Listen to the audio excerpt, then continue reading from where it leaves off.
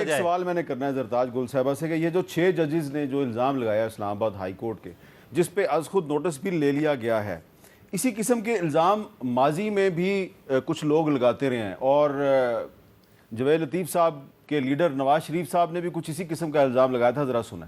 4 جج بیٹھ کے تو کروڑوں لوگوں کے مینڈیٹ والے وزیر اعظم کو چلتا کرتے ہیں، اس کے پیچھے جنرل باجوہ اور جنرل فیض ہیں۔ اعلیٰ کار کون ہے؟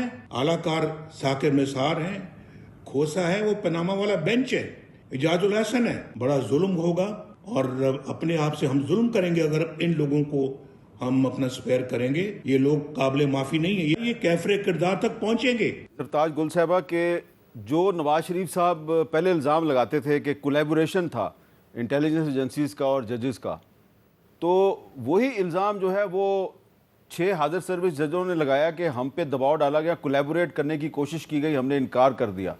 تو پھر وہ جو پچھلا دور ہے اس کی بھی انویسٹیگیشن ہو جائے اور اس دور کی بھی ہو جائے۔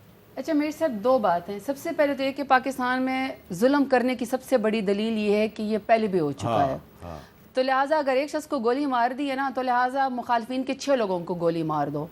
چونکہ آپ کے اوپر ایک مقدمہ کسی نے جھوٹا بنا دیا تھا، تو لہٰذا اب چونکہ عمران خان جو ہے اس وقت ان کو جیل کے اندر رکھا ہوا ہے، ان کی بیگم صاحبہ یا ان کی بہنیں بھی ہیں یا پارٹی کے لوگ بھی ہیں، تو لہٰذا 43 FIR ایسی عذرائے کرم ان کے اوپر ڈال دو۔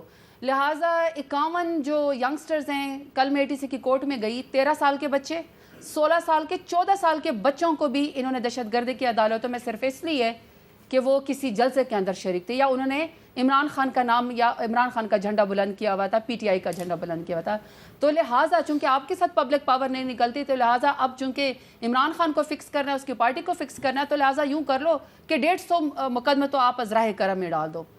ایک تو پہلے یہ اس دلیل کو ختم ہونا چاہیے، چونکہ آپ کی خاتون کو آپ سمجھتے ہیں کہ آپ کے ساتھ نیب کے کورٹ میں زیادتی ہوئی تھی، تو لہٰذا آج آپ ایسا کریں کہ آج ڈاکٹر یاسمین راشد کو، عالیہ حمزہ کو، صنم جاوید کو، عائشہ بھٹا کو، اسی طریقے سے تمام خواتین کو جو ہیں آپ سڑکوں پہ گھسیٹ کے بغیر کسی وجہ کے، چونکہ آپ کی انا کو سیٹسفیکشن ہونی ہے، چونکہ آپ کے ساتھ کوئی ایک مقدمہ ایسا تھا، لہٰذا آپ ساری پاکستان کی خواتین کو جو ہے اسی طریقے سے آپ ظلم اور جبر کا شکار کر دو۔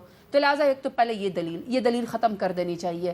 جو اس وقت ہو رہا ہے نا، اس کا نوٹس لے، اس کو اوپر بات کرے۔ دوسرا، اگر فرض کرے کہ ہم یہ کہہ رہے ہیں کہ یہ جو ججوں کے ساتھ ہوا ہے، اور بڑی بات ہے کہ ججوں نے یہ بات کر دی ہے، جب میر صاحب دہشت گردی تھی نا اس میں 9/11 کے بعد، وار اور ٹیرر جب پاکستان نے برائی جنگ میں جب کودا نا، تو اس وقت 80,000 سے زیادہ لوگ جب شہید ہوئے نا، تو لوگ TV چینل بدل دیا کرتے تھے کہ اچھا انا للہ و انا الیہ راجعون۔ آج 50 لوگ شہید ہوئے، وہ سمجھتے تھے میرے گھر میں آگ نہیں آئے گی، لیکن پھر ہر گھر میں آگ آئی۔ اسی طریقے سے جب آپ خان صاحب آپ کو کہہ رہے ہیں نا، یا جب اعظم سواتی صاحب رو رہے تھے، بوڑھے 70 سال سے زیادہ جب وہ رو رہے تھے نا کہ میری فیملی کی پرائیویسی کو انویڈ کر دیا گیا ہے، تو آپ نے کہا کہ کیا ہے یار، بوڑھا شخص ہے، اس کو کیا ضرورت ہے یہ بات بتانے کی، لیکن ایک عزت دار شخص تھا۔ آج ججوں کے گھر تک بھی پرائیویسی انویڈ ہو گئی ہے۔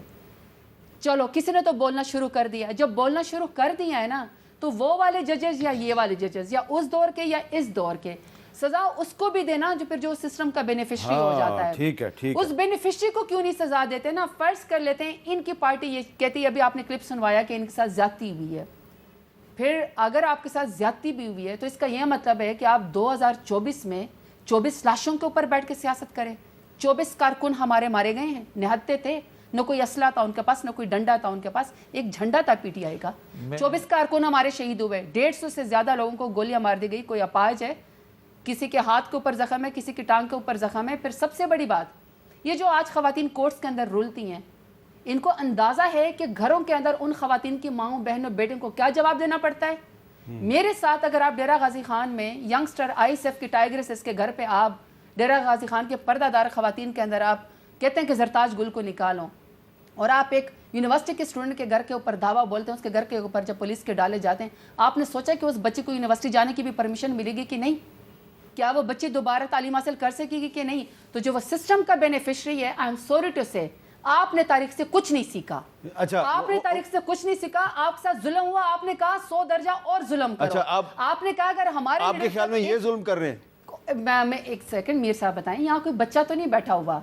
اگر وکٹم کارڈ میاں جاوید لطیف صاحب کے لیڈر شہباز شریف نے یا نواز شریف نے کھیلنا ہے، چیف منسٹر بیٹی، समदी साहब आज सेनेटर बन गए, शहबाज शरीफ साहब जो हैं छोटे भाई जो हैं वो वजीर आजम बन गए, वजीर आजम बन गए।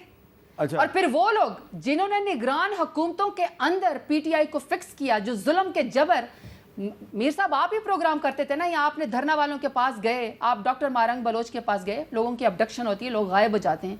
आपने कभी सुना है कि पंजाब के अंदर भी अबडक्शन हुई है? पंजाब में अबडक्शन शुरू हो गई इनकी वजह से। ये अपने आप को ये नहीं कह सकते कि हम किसी इल्जाम से पंजाब में abduction बड़ी पुरानी हो रही है, ये बेनिफिशियरी है, आमना मसूद जलवा के एग्जैक्टली हस्बैंड जो हैं वो 2005 से गायब हैं।